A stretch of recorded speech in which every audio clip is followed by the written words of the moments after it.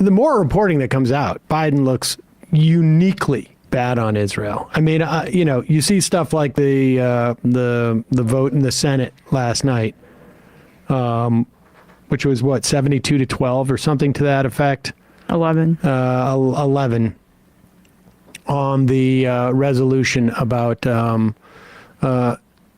forcing the Biden administration to account for Israel's human rights record in this assault on Gaza. Just and to produce a report that would be used theoretically to determine whether they were deserving of funding, et cetera, et cetera. This is from the Mother Jones piece. Yes. Who wrote this piece? I'll open it. But this is a quote from this Mother Jones piece, and it's not inconsistent with what Beinart wrote. Noah Lannard. For Current Affairs, I think it was, back in 2020. If I remember correctly, it was Current Affairs. Which was that Biden is sort of uniquely bad when it comes to Israel. But we're starting to see a split amongst like the Obama camp and the Biden camp, particularly in the context of Israel. Former Obama administration official I spoke to could not recall any situation in which Biden was not the most sympathetic person to Israel in the room. The official added that Biden showed little curiosity about Palestine, in contrast to Obama, who was eager to meet with Palestinians and get their perspective while in the region. For the rest of Obama's presidency, Biden would remain the man who had assured Israeli Ambassador Michael Oren in the early days of the administration that Israel could get into a fistfight with this country and we'd still defend you. There's another clip. Do you have that other clip? On Hillary Clinton? Yeah. I can you got it? And that gives a little more context. Because that's just one person, but this story gives also a really, I think in many ways, a better context. In 2010, Netanyahu's government infuriated Obama and his advisors. And people remember now, I think it was in 2012 or 2012 or 2014 when John Boehner invited Netanyahu to come speak to Congress as a 14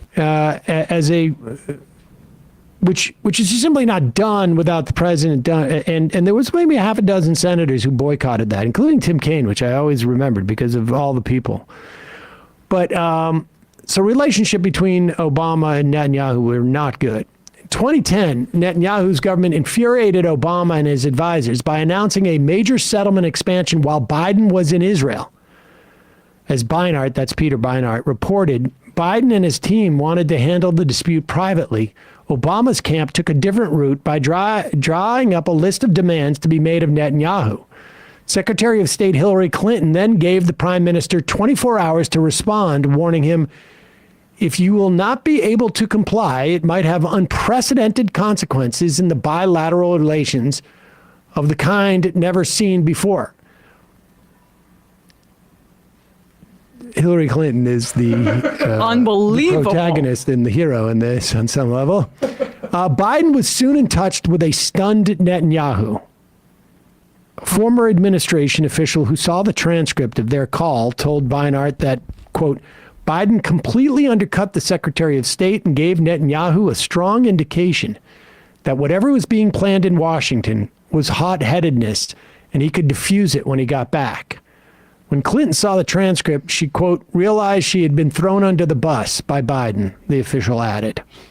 Biden had a history of doing this. He did this also, if you'll recall, to Harry Reid in the negotiations over the debt ceiling and with the Republicans around sunsetting taxes from the Bush administration and the idea of cutting Social Security. Harry Reid was enraged. And this is a similar thing. Joe Biden has some, fundamental problem. For the life of me, I don't know what drives this guy. People can say, it's not like Obama didn't have the instincts of protecting capital and et cetera, et cetera. Yeah. What Biden's behavior here is, beyond all of those agendas, because this is not in any way in the U.S. in the best interest of the United States security. That's where Hillary Clinton was coming from. Anybody's definition. By anybody's definition. You've got, Iran launching attacks at Pakistan now. You've got the Houthis continue. You've got, bombings in Syria and in Iraq. This is not in U.S. interests. And I'm not saying that my interests are aligned with U.S. interests necessarily, but my point is Biden's are supposed to be.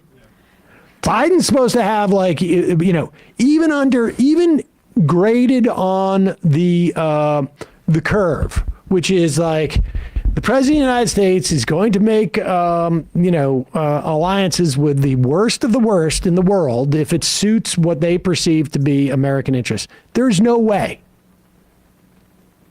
to say that this helps U.S. soft or hard power, U.S. economic interests. I mean, never mind things like just the interests of peace or stability in the region. I mean, there is just no value to this. It is like he's like Biden's like hysterical. And the leaks out about how we're frustrated with Netanyahu are pathetic. And they also, frankly, at one point, start to weaken absolutely U.S. national interests, because if Netanyahu can get away with this, who can't? It is stunning to what you say. It shows how ideological it is, and the fact that Hillary Clinton is the better, calmer head in this story is notable. It is notable. I think, like I said, at one point, Obama would have been better on this than Biden. That's irrefutable at this point when you read those kinds of quotes.